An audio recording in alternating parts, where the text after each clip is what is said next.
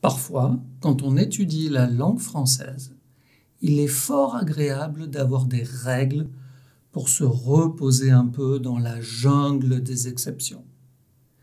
Alors je vais te dire un secret. Tous les verbes qui ont un infinitif en OIR comme pouvoir ou en OIRE comme boire se terminent en U au participe passé. Si tu veux conjuguer pouvoir au passé composé, c'est facile, la dernière lettre, ça sera un U. De plus, ces verbes sont souvent très courts. Ainsi, le participe passé de pouvoir, c'est pu.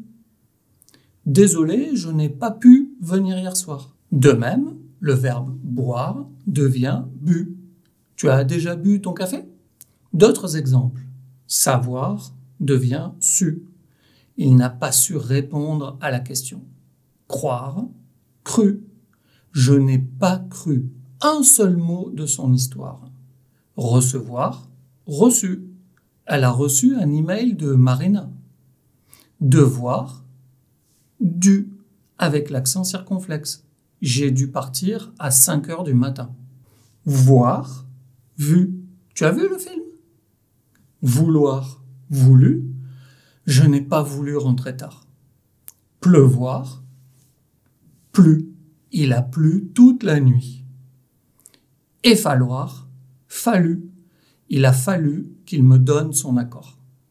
Et si tu penses, comme moi, que la conjugaison, c'est la clé pour t'exprimer de manière plus fluide, alors tu es forcément intéressé par notre formation sur les 50 verbes les plus utilisés par les Français.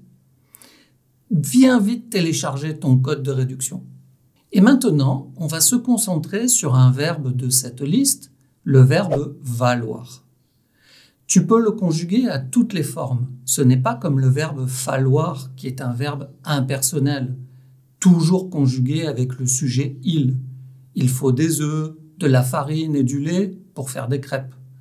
Non, au présent, valoir se conjugue je vaux, tu vaux, il vaut, nous valons, vous valez, ils valent. Et au passé composé, eh bien, ça respecte la règle qu'on a vue, et bien sûr, c'est valu. J'adore ta nouvelle voiture. Combien elle t'a valu? Valoir, c'est le verbe qui indique la valeur de quelque chose. Et ici, je te demande le prix que tu as payé pour ta voiture. Au lieu de dire combien ça coûte, tu entendras très souvent les Français dire combien ça vaut. C'est la même idée, le même niveau de langue, familier, standard ou soutenu, selon la structure de la question. Pour une question familière, combien vaut cette voiture?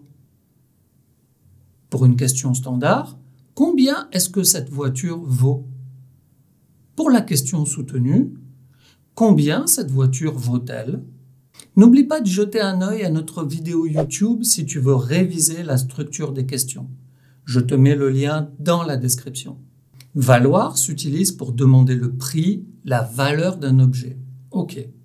Mais alors, ça serait un peu bizarre de l'utiliser pour parler avec des personnes. Pourtant, il existe l'expression « tu vaux mieux que ça ». Par exemple, mon ami a trouvé un petit travail, un petit boulot, et ça m'attriste qu'elle n'ait pas plus d'ambition. C'est quelqu'un de très brillant, qui a une excellente formation, et je pense qu'elle peut trouver un meilleur travail. Alors je lui dis « tu vaux mieux que ça ».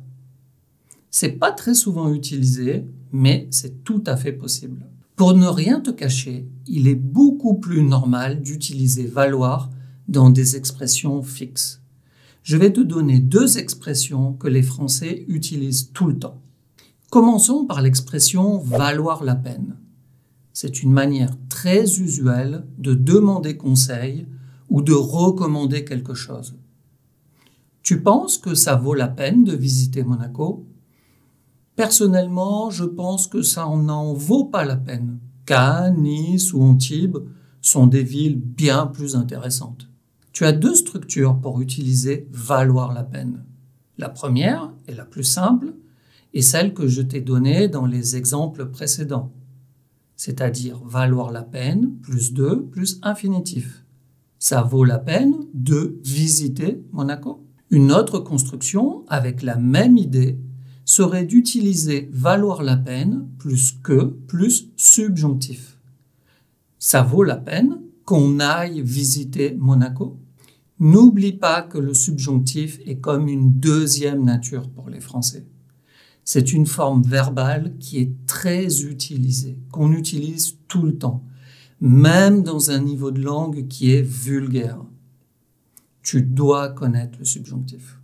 La deuxième expression qu'on utilise très souvent en français, valoir mieux, plus, comme dans l'exemple précédent, soit l'infinitif, soit le subjonctif.